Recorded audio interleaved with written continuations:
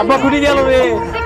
আরে ছেলেরে বিয়ে করাইবো, আশেপাশে পাত্রী পাইতেছি না, কি একটা যন্ত্রণায় আছি।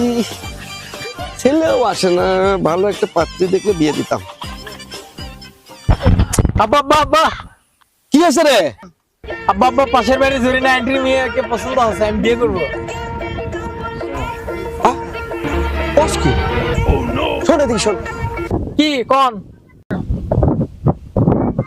আরে বেটা, এটা তো মিস্টেক, এটা তোর বউ না বোন হয়। শোন, তোর মাকে জান বলিস না, ওই আর কি কোনো কারণেই হয়ে গেছে।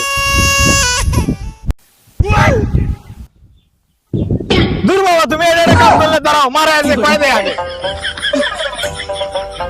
বেটা এটা কাম করলো বারে।